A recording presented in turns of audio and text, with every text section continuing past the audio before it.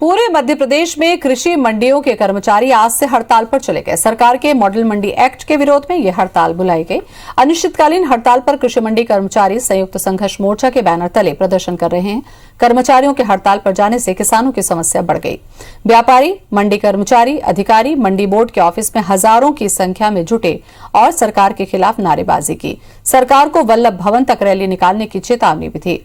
कर्मचारियों की मांग है कि शासन या मध्य प्रदेश राज्य कृषि विपणन बोर्ड भोपाल इन लोगों के वेतन, भत्ते, पेंशन तय करे। तो कृषि मंडी कर्मचारी आज से हड़ताल पर हैं।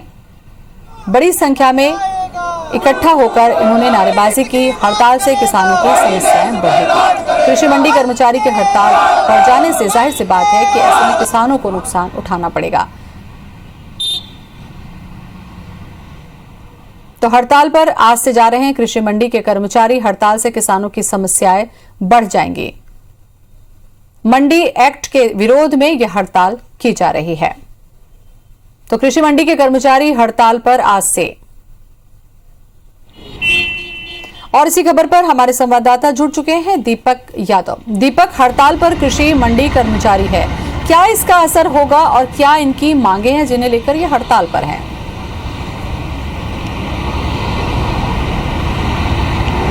देखिए, कृषि मंडी के जो कर्मचारी हैं उनकी आज प्रदेश की 259 जो कृषि उपज मंडियां हैं वो हड़ताल पर हैं और इसमें कर्मचारियों के साथ में पूरा हमाल संघ भी शामिल है। और सीधे तौर पर इनकी मांग है कि जो मंडी एक्ट लागू किया जा रहा है उसका साफ तौर पर विरोध है, क्योंकि जो लाइसेंसधारी मंडी में है जो है माल है, यहाँ पर जो टैक्स लिया जाता है और उस टैक्स के आधार पर ही जो कृषि मंडी में काम करने वाले कर्मचारी है उनका वेतन तय किया जाता है।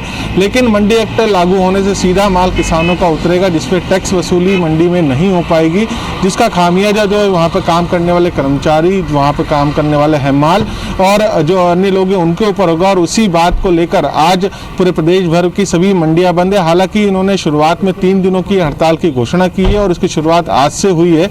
इस हड़ताल की वजह से प्रदेश के मैं कहूँ कि सबसे बड़ी मंडी जो है चौथरा मंडी पूर्ण रूप से बंद है। इसका सीधे तौर पर जो नुकसान होना है वो किसानों को होना है, क्योंकि उनका माल मंडी तक नहीं पहुंच पाएगा जब तक हड़ताल चल रही है। इसके अलावा जो सब्जियों की आपूर्ति है, जो अन्य आपूर्तियां हैं उसके ऊपर भी सीधा सीधा असर होगा। हड़ताल के दौरान किसानों की सब्जियों को, किसानों के सामान के लिए क्या कोई वैकल्पिक इंतजाम किया गया? देखिए, अभी तक इस तरह की कोई व्यवस्थाएं नहीं की गई हैं कि किसान अपना माल किस तरीके से बेचे।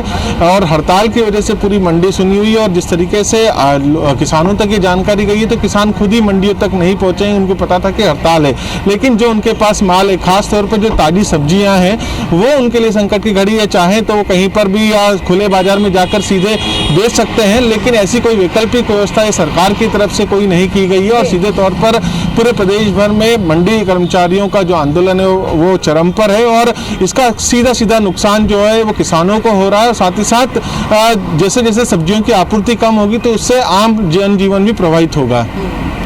और इसका असर आम लोगों पर भी पड़ेगा दीपक, क्योंकि जब सब्जियां मार्केट में नहीं आएगी तो दाम भी तेजी से बढ़ सकते हैं। फिलहाल बहुत बहुत शुक्रिया आपका जानकारी के लिए। तो मॉडल मंडी एक्ट का विरोध किया जा रहा है। हड़ताल पर हैं कृषि मंडी कर्मचारी।